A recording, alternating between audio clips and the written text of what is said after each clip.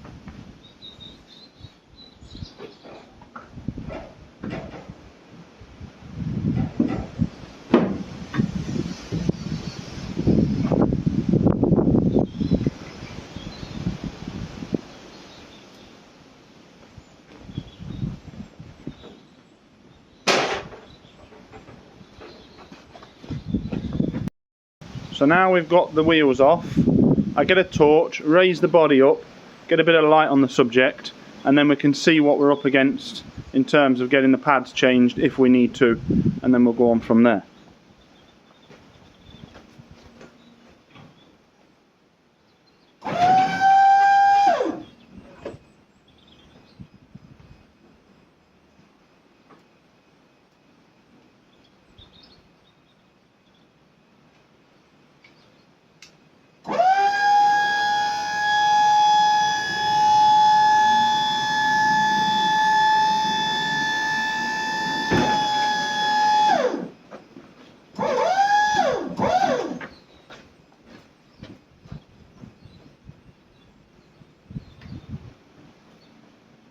We might as well get the socket set out. Try her under here and let's see what tools we're going to need. Right, so we've got that up. Gives it a little bit more light, not massively, but we'll get underneath now and we'll go and have a look to see what we're up against.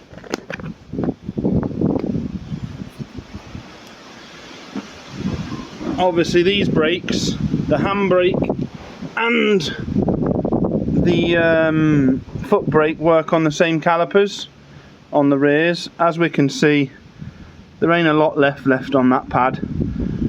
The outer one's not too bad, but the inner one's about finished. I'll put that up there a moment, and let's see if we can see why they were squeaking. They're probably squeaking because they're on the steel, but surprisingly, when you press the brake, it goes away. Usually that would make it worse. So let's get this set back up, get some tools. We'll take these out, I believe they're a 12, and then I've got a wind back tool. We'll get it wound back, get the new pads in, give these sliders a grease. You always grease these sliders when having these sliding calipers out, because as you can see, there's a bit of grease in there from before. I usually have to change these pads about once a year on the back. For some known reason, the backs go quicker than the fronts on this truck, but we'll see how it goes. I'll be back in a minute. Let's just get where you can see a bit better. There we go, that's not too bad. So yeah, we'll get these little bolts out here. 1, 2. Don't forget to take this off gently. This is the clip for the brake pads worn in it in the dash. You don't want to damage that. I know this is old and this one's no good anyway because this is off the old pad. Oh, there goes the light, nothing new there then. We shouldn't have to re-bleed or anything like that. Sometimes you'll have to re-bleed. You'll have to undo the bleed nipple there to let the oil go back if it's fighting you. Let a bit of oil out because it's fighting you and you can't push it back. But most of the time it's all fine. We can just check the handbrake cable and everything while we're there. Let's get a socket and let's get that off.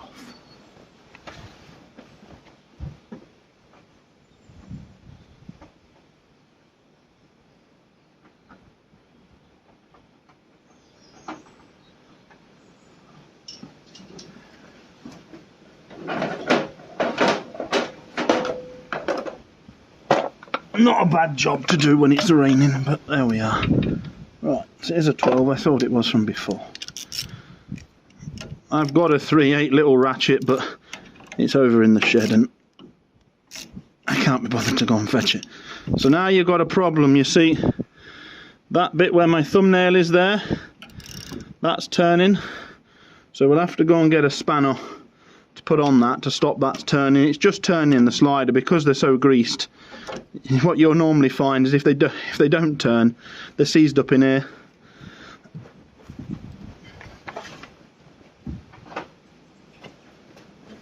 We'll try 19 because that's what I've got in the set there, but oh, that will probably be about right. I'll put that in there now and got it stuck, never mind. Right. Let's try that. Ah, there we are. Spot on. Probably would be easier with a 3/8 gun, but there we are. The old-fashioned way. And as we're talking and doing this, a good rule of thumb is to do the repairs to your vehicle with the tools that you carry in the vehicle. So then if you're ever short of something, or oh, I need that, you can remember to put it in. I mean, I've been a mechanic for quite a lot of years now, and I try and carry most things, but obviously you can only carry so much. And obviously my old mechanic's van was all geared up so it was all in the back, but we don't kind of do that work anymore, and more back to the building and other bits. So I try and keep bits on the truck, and obviously always the case we could go and get a bar, and yeah, I thought I'd left the handbrake on.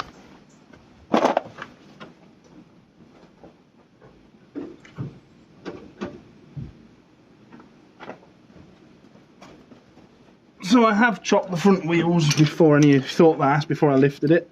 Oh, there we are, nice and free. Right, you don't want to just let that drop because you will damage, you can damage and pull on that. That's perfectly fine sitting gently like that. Oh yeah, you can see. So try over here, we'll just check this rubber. As you can, this rubber is a little bit damaged. But as long as the piston is clean, I don't know if you can see that, it is silver in there and that's clean. What we'll do, I've got some spray grease. Before we wind it back in, spray a load of grease inside the rubber and then that'll be fine. Right, so there we are. What was probably squeaking is it weren't quite on steel, but you can see that it's worn. Them two little pins there on my thumbnail are, that goes to your lead and to the warning for the dash. So that pad here is kaput. We'll give this one a little tap when it wants to come out. Okay. We've got some tools in this thing. I've got loads more other bits, but come on, out you pop. Not exactly the right tool for the job, but it's what I've got here. Okay. Sometimes they put up a bit of a fight, but that one, you see, has got a bit of life left in it. But try her in here, we'll just change the pair. If these clips are all intact, you can leave them in. You usually get new ones with the new pads. What I like to do now is just pull these out, have a look at them, make sure they're not rusty or damaged in any way. So we'll just pop him back in there for a minute. We'll check this one as well, and then we'll go and get the other tools we need. The wind back tool, and yeah, see that one, they sometimes have a little plastic thing along here that obviously slides on more. This one might have had one in the past, and that's what's missing from there. But I just usually clean all the cack off, give them a thoroughly good grease. You can copper grease them. I haven't got no copper grease with me at the moment. I've used it all, so they'll just get a bit of normal grease. But the disc doesn't look in too bad of shape. Yes, it's only using a bit, most of the, say, half or 3/4 on the inside of the disc. The outside of the disc is nearly all of it. We won't be changing the discs today because it's a bit of a job, and to be honest, that's perfectly fine. We can chip a bit of this loose if it was really bad, but this isn't bad at all. Right, we'll go and get some more tools and I'll be back in a minute. Right, we're back again now. So in terms of these pads, this is just the brand I've got, generic, nothing special. I don't tend to go for own make brands. See what we got. We've got, so you do get new bolts and new clips and new wires, but sometimes the wires you'll find won't match up with your vehicle with these like cheaper pads. But sometimes I bother, sometimes I don't. You have obviously got, they're in pairs, and you have got an inner and outer.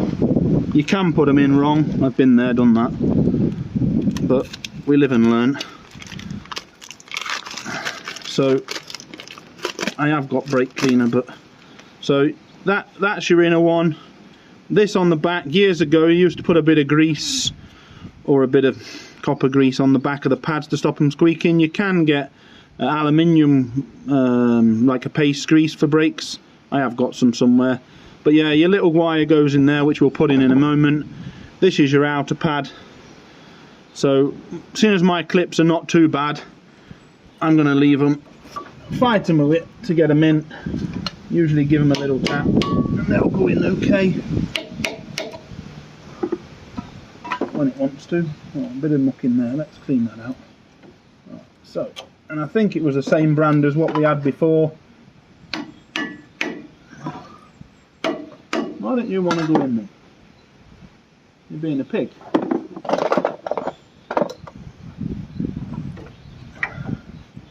Okay, you'll go in like that then, I don't care. There's always a bigger hammer, so there we go. That's gone in, that's running free. Where's my other pad gone? We best put the cable on first, because I do find it easier. I always tend to use a new cable because obviously the old ones are worn down. Even if they're not worn down, that little tab there, it like earths out, and then they will go on the wrong. Obviously you've got that sided, so you can see that. So we usually put the thinner side to that side. See, look, now these don't want to go in, or is it the fat one? Sorry, no, on these ones it's that little fat bit that'll go in that way. That clicks in there. We'll get the pad in. See, that one falls straight in. So that's nice. You can hold them like that, and they're not binding, they're fine. So we'll just leave that up there for a moment. We'll come back to what we was going to do earlier. So it's just red grease, any grease is fine. What do they say, any lube's better than no lube? But we'll, so all I do is usually run it in there a bit, get rid of too much excess, hold that. It will want to push back out because obviously there's air behind it and the grease has created a seal, but I usually give it a few in and outs and then you can see it pop in and out nicely. That way your carriage, obviously the caliper will slide up and down. Sometimes when you'll get brakes like this and they're in a carriage and the carriage needs to slide, like I got a Land Rover Disco too, there's a carriage on the front of one of those and that wants to slide, and if these are seized you'll wear one pad away without the other and the braking will be a bit shit as well. So we'll do the same with this bottom one. Just get that cack off there. Seeing as I do these quite regular, they're not too hard. The wind backings can sometimes be a bit of a pain, but we'll see in a moment. Right, that's good. So that's that little job done. We'll put the cap back on the grease before that fills with rubbish. Throw that over there for the other side. Right, so now we're going to wind back the piston. Before we wind back the piston, I've got this stuff. This is excellent, absolute. I'm not sponsored by Worth or anything like that, but the company I used to work for, mechanicking for a long time, we used to use a lot of Worth products, and this one is brilliant. It's a spray grease, and so I usually just put a load in there, let it go for a bit. But what it is, so it goes like that, and then it will stay. It's like wet, and then you wait a bit, and it will go really tacky. And now it's starting to go tacky. So if you've got a dry bearing and you want to get it going again and get something into it, or on a chain, anything like that. So high pressure, resistant, highly adhesive synthetic lubricant in oil, and it's great. I've got cans of the stuff and I use it all the time. Their 2040 is similar to WD, but this stuff as an all-round grease to carry is brilliant. Yeah, I can't fault the stuff at all. And it stays tacky. Yes, it will attract the dirt because obviously it's staying tacky, but I like to put it in there, and it'll, when I wind it back in a moment now, when we find the right wind back as well. There's a left and a right hand when you wind back. Obviously some vehicles now, they need to be, the computer has to be told that you're winding it back, but we ain't that far along with this thing. Stick to the basics. Right, so we've got to find the corresponding that lines up with the pins. That's a start. Right, so that one's going to be good enough. Now we've always got to remember is which way it goes. Left and right hand. Not that way, that's for the other side. So, oh, where's that gone as well? Right, so we need to get this on here.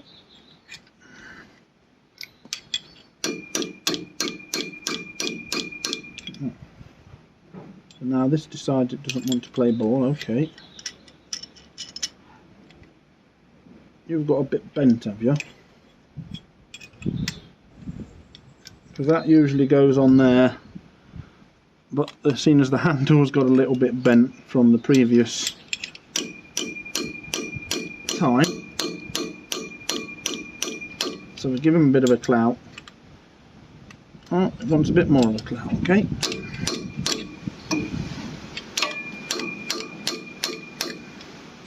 Right, that's on there. So what happens now, that goes up against the side of the caliper, and as you twist that, it twists that back in and also pushes at the same time, because if you don't, and sometimes bear in mind that the pad has got a pin on it, just, where's the old pad? I'll show you on the old pad. See, this pad has got 2 pins. That was the outer pad, but the inner pad, and you can see where the piston was on it before, has got that notch. That's obviously to stop the piston spinning. So you've got to make sure when you wind this back, you've wound it back and left that slot. Oh, sorry, you can't see that. Left that one of them corresponding slots in the right place for the pad, and therefore, because how it all works, when you pull the handbrake cable, it operates this lever here, that one, and then what it actually does, we'll just demonstrate before we wind it back.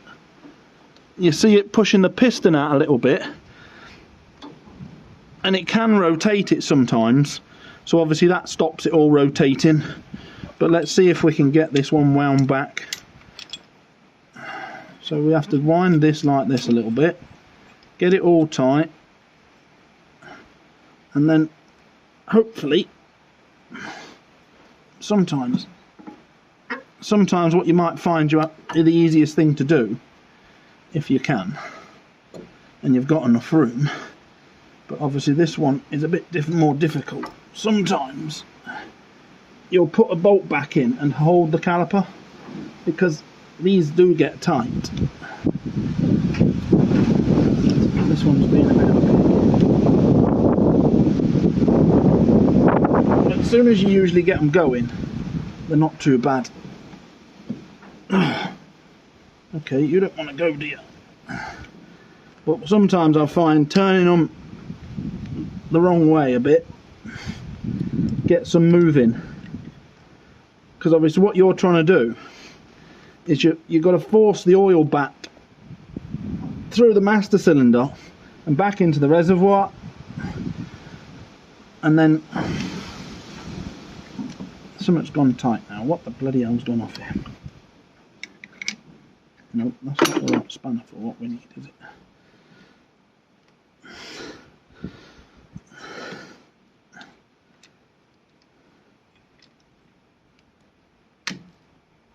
Now it's jumped out of that. This is not going ideal, but come on. Oh, you don't want to go. Why don't you want to go? Right, I had to stop up again a minute and go and get something and sort something out. But now we're getting going. I can never remember which way they go. I think this one's going in now. You've got to give it a bit, and I'll find then it'll go tight. Wait a minute. As I say, some are tighter than others. But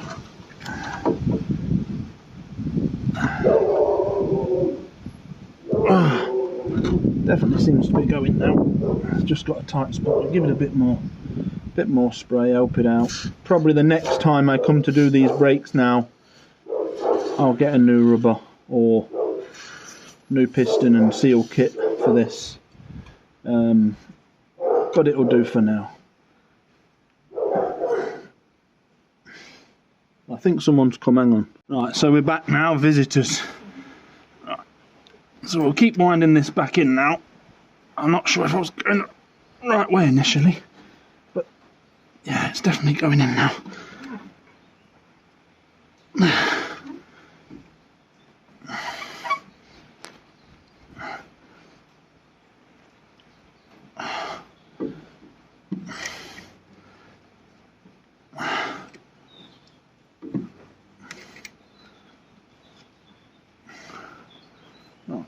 You can check sometimes like that just to see if you're getting too far or not. Say if you're going too far, but I think we've got a bit more to go yet.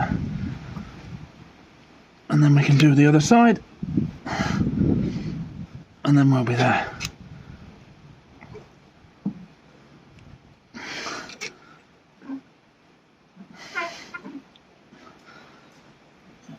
There, that's there.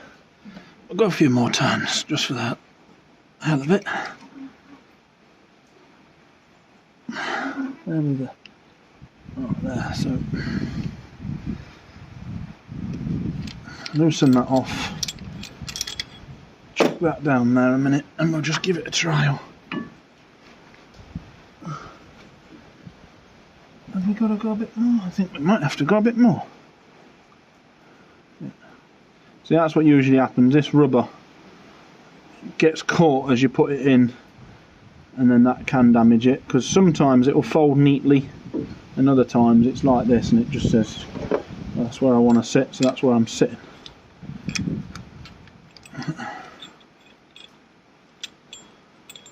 We'll get this set back up now. Give it a few more turns and we should be there then. Well, I picked a good day for it. It's deciding it wants to rain now, so maintenance day on a Sunday. You will find that, so you can't go too far, but they will stop. They'll get to the end and then they'll stop. One more for good luck then.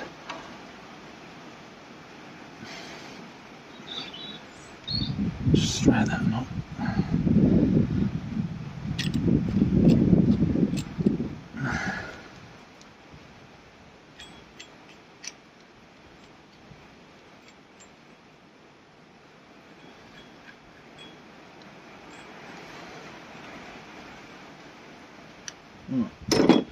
Put that there. Let's see now if we're going to go on.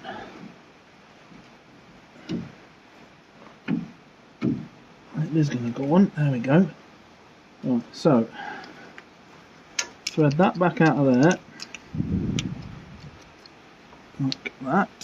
Now gently, gently as she goes on, not to damage anything anymore. I'll give her a wiggle.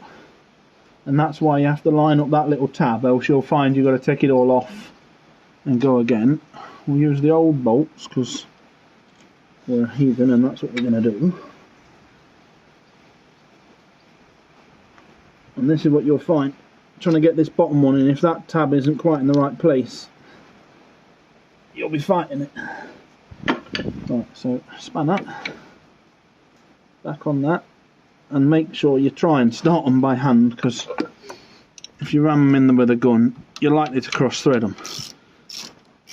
But that's going nice.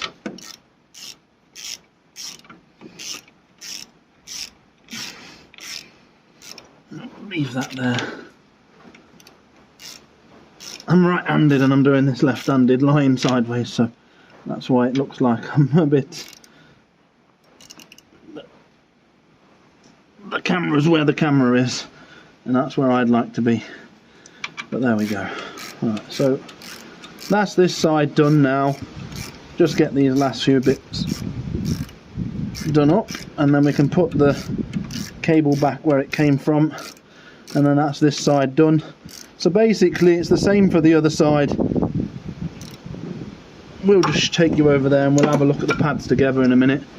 So unclip that off the bleeder, put that back in, that just stops it flapping about, and then we'll clip him back on, and that's that. So that's this side done.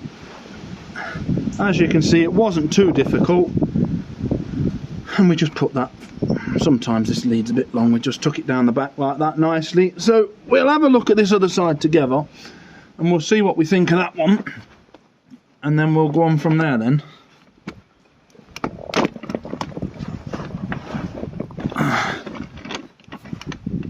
So that's got a bit of pad left on it, to be honest. There's quite a bit of pad left on that, but am I gonna be... Oh, I'm actually contemplating leaving that. There's more than half a pad there, so if I was to have a look at the new ones, what is there, about 8 or 10 mil there? My light died, so oh yeah, that's good, that's useless. But I would say, yeah, there's a good 6 or 7, 8 mil of pad left there, and as we can see, the disc is okay there. The inside, you can't really tell, but it's about 75% of the side of the disc. There's a bit of a lip there, but it's fine. So what we're actually going to do, considering we're here, and I can't be bothered to take the wheels off again, So for how quickly it is, I'm going to whip this out, take these pads out. I'll keep these pads just on the shelf with the rest of the crap for this vehicle, and then if I ever need one, or for any reason anything happens, I've got a pair there that I can just throw in. But yeah, so we'll sit you there, if you'll sit nice and tidy, and we'll quickly whip this side off as soon as we're there. Oh yeah, and we've got a box of clips and things. So again, this side's spinning again because they're loose, because I keep it greased. A lot of people, that's why you get problems with your brakes for your MOT on the, oh, this is not say an old vehicle, it's a 2016, so well, it's 9-year-old now, because they don't look after the brakes. So every time you go in here and you check them through, and especially a vehicle that might be an older one and sitting about, so you might just want to, I always check them and grease them. Some people don't bother, but I know it's going to be me coming back in here again, so I'd much prefer it to be easier than fighting with it. But the discs are okay, that's going to save us a lot of work. So we'll just get this side off. I should have just gone and got the other gun, but never mind. Right, so we'll put them there, it's nice and safe. We'll wiggle this caliper out. Let's take the cable off first, when I can find it. This side, there we go, that's off, that's off. So now we can see the pads. Obviously you can see there where they've worn, where the disc has got rust or something on the side. That one's done it the same, but there is quite a lot of pad left, and it is wearing the whole pad. But you can see the hairline cracks, maybe they've got a bit hot. Sometimes that happens when they get hot, but they're not bad. We'll keep them for now, put them back in the box. What you can do with this side, obviously as I was saying before, if there's a rust build up, you won't damage it, and some people will say, yeah, well, we'll just change the disc, but that's a lot of work, and you can just hang it off like that, and now you've got rid of that lip. So when the middle wears back out, and as you can see, there's a bit of build up in the middle here as well.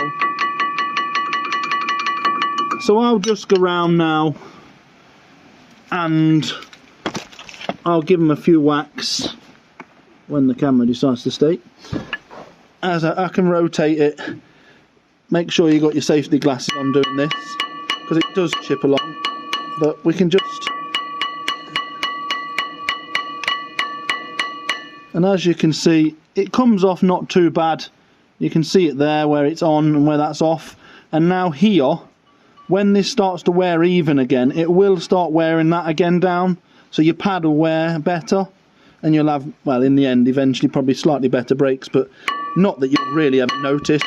This just had an MOT well, a couple of months back now, yeah, but and everything was fine on the back then. So, and if you've got a bit of a stubborn bit, I mean, and I'm not beating the hell out of it. I've only got a little toffee hammer. What is she, half a pound? Is it half a pound? Half a pound or whatever? I don't know. But you don't need a big one. You're only tapping it off, and we're not denting it. We're not damaging it. You can take the grinder to it, but I find this is a lot easier and quicker. And these discs will do another few years yet, if we look after them like this and just tap these bits off, keep the pads changed, and then we'll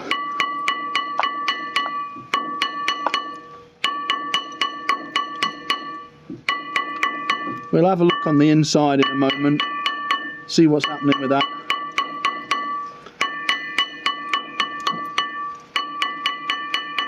That's the outer bit done. And as you can see, it only took a few minutes, if that. I was on trying to do it for the camera as well. So we'll just get rid of this inner piece now, work our way round again. I'm not in the most comfortable positions, but... And then this way, the pad will have a nice, better chance. I'm going to actually move around the other side, where I can get it better with a hammer.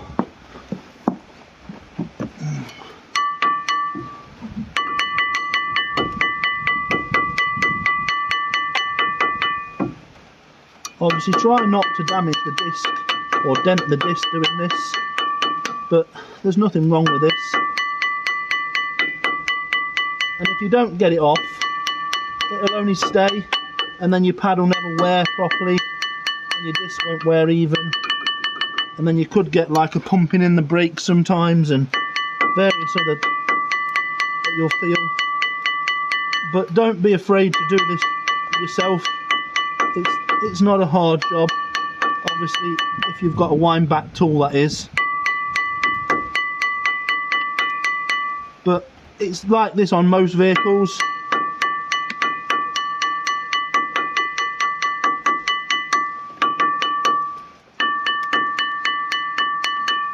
And I don't know when these discs were last changed. I've only owned this vehicle for a bit over 12 months. I do know the previous owners, but it was well looked after then, so the discs are probably a few years old now.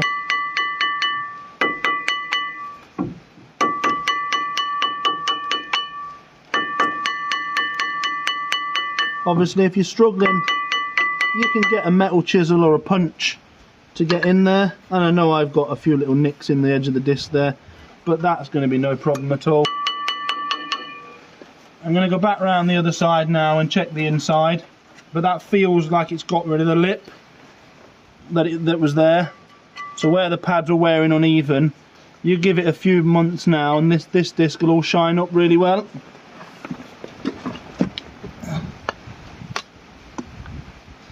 So we've just finished tapping the inside off now, which won't take long.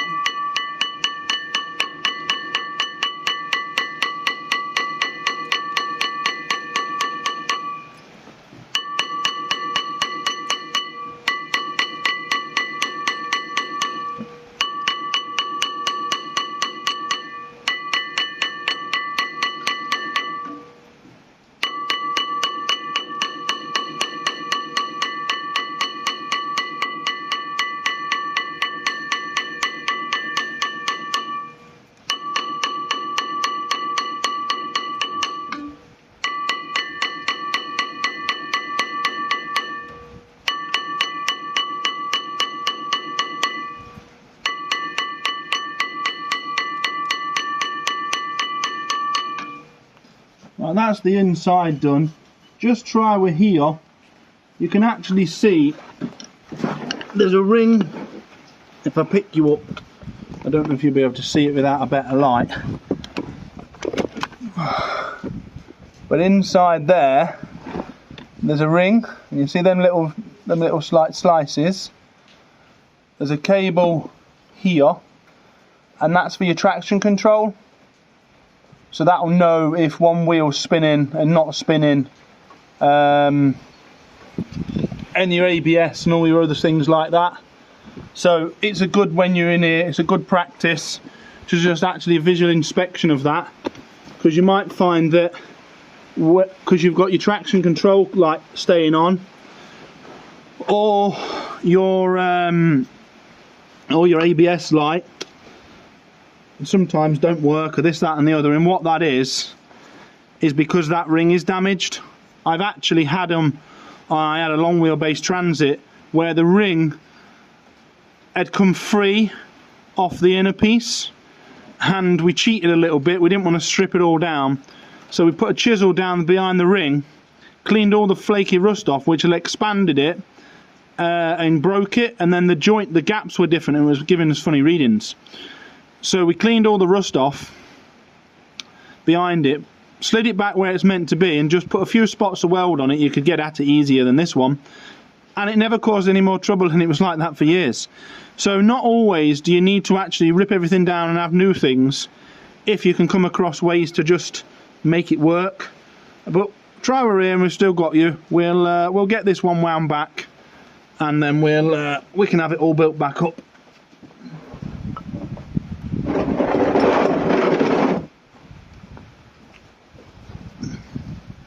So same.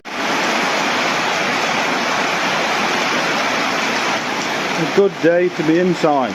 Sorry about that, the phone died. Well, I've finished it off, a repeat of what we did on the other side. So now that's all back together. Grease the sliders again. That one did actually have that little rubber around that hole a bit, and it came out, greased them fine. So it's all back on, cable on. That's all back on and working nicely. As you can see now, that's a lot better there. So that'll be ready now to put the wheels back on. I've got the wheels off, and you've on the dual wheels, you've got this extender. So when you put them back on, you've got one valve there, and you usually put them opposite holes. So this one goes on your inside, that'll go on your outside. But when I had these, I had the rims powder coated when I had the truck and new tyres put on. This valve stem's a bit short, and I struggle getting that through and getting it on. It's a bit of a pig. So what I've done, I've blown all four wheels up, try they're off. I just find it easier and check the pressures. When I put them on, I will put a bit of grease around here, because I had them powder coated, they like to stick on, and being at the side of the road with a sledgehammer lying underneath on the side of the motorway is not a very good idea. So that's why I tend to put a bit of grease around there to help them come on and off if you get a puncture at the side of the road.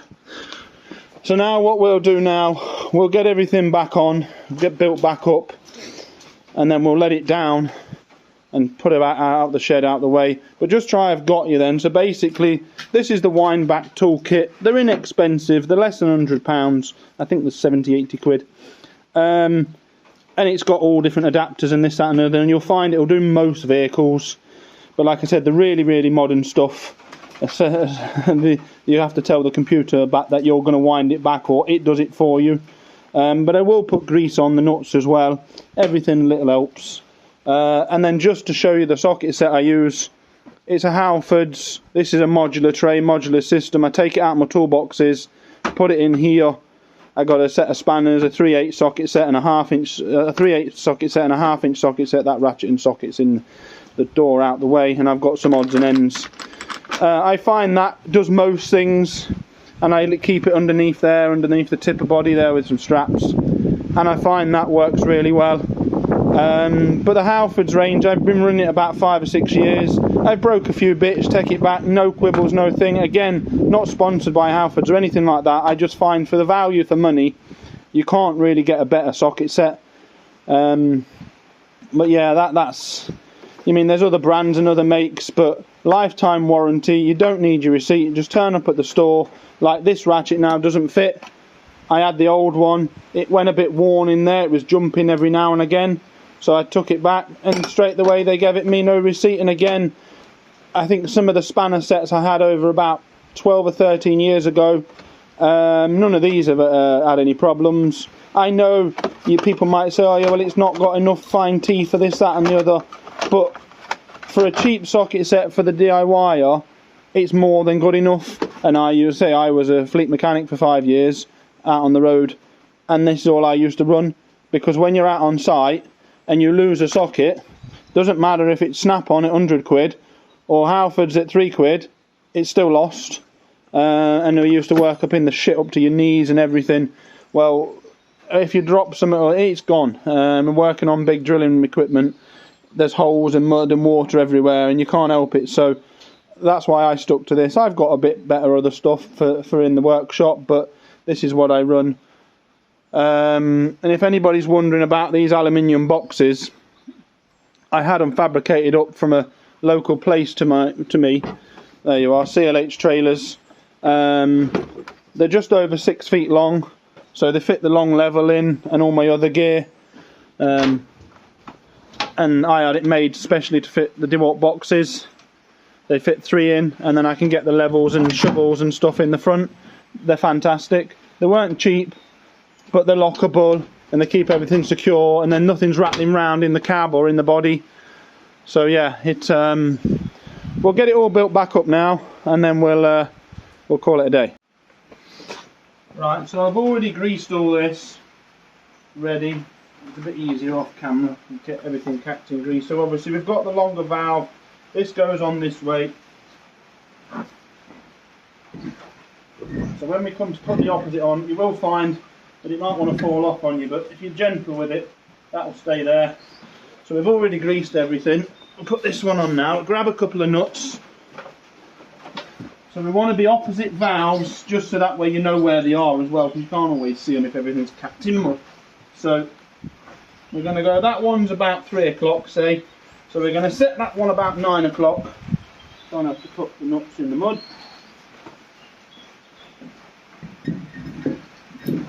So just to check, you can put the finger in there and just make sure that's where it is. But yeah, I'll nip these up with a gun for now, and then when it's back on the floor, I'll get the torque wrench out and give them a torque up. I can't remember offhand what torque it should be, but it's in the book somewhere. I just usually one ugger-dugger or two ugger-duggers, but yeah, I do it with a bar, and I know I can feel it with a bar. I've done enough of them now. But yeah, you should torque them up to a certain torque, but I just bar them, I know what they should be. So we'll just nip that up with a gun. We get the other 4 nuts started. I don't like to start them with a gun. I have had them cross-thread in the past on older vehicles, so I always tend to start them by hand. Some people will gun them on, and then you're down the side of the road, and if you gun them up and you can't get them off, and you need a 10-foot bar to undo the nuts, so I just usually nip them with a gun like that, and I'll do the same both sides, and I always opposite the nuts. Tends to pull in a bit more square, just like that, a little torque, and that's perfectly safe enough to put back on the floor then. So I'll go and do the other side, and then we'll let it back down, and we'll bar them up and they'll be done. This is how I bar them up. We go opposites, but I just do it with a 2-foot breaker bar. And you usually get the feel of where they should be. They're probably a little tight, but I know where they should be with it.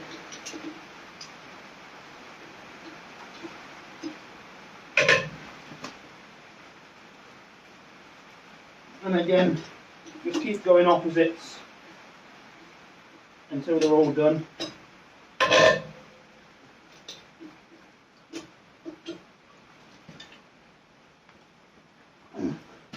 And you might find that your brakes are a little soft for a bit. Just take it steady for a few days till they're bedded back into, because obviously you've got new pads on old discs. They'll take a little bit of just wearing in. But they'll be alright. They'll come nicely. And notice when I just pulled the handbrake up then, it went high, because you've got to tighten everything back up. That's that. Right.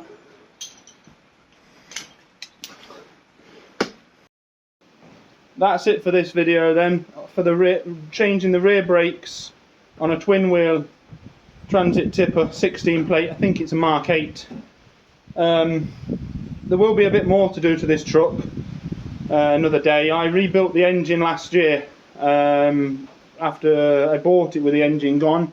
Number 3 piston, the injector had burnt a hole through the top. I don't know where the pistons have gone now. So I bought it like that. It was running, but it wasn't running very well.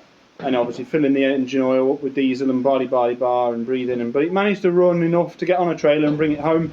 So I stripped all the front end off, engine out, found out which one it was, and then it had a full new set of pistons, injectors, rings, bearings, went through the whole lot. Anything internal in the engine got changed or repaired if it needed it. I didn't do the turbo was fine at the time. I do keep my eye on it, but it's external. I think I haven't got to take the engine out to change that again. So, but through my haste and different bits and bobs, I don't quite know why. The front timing case is leaking a little bit, so I'm getting a patch of oil every now and again on the floor. So we've got to strip all the front end off again and the timing case and have a look what's exactly, probably put a new timing case on it again. But that'll be for another video later in the winter when I get 5 minutes. But yeah, that's it for today then, and there'll be other things like this happening again. I've got balers and to repair, I've got machines, I've got servicing to do. So if you've enjoyed it, come back and watch another one. Thank you.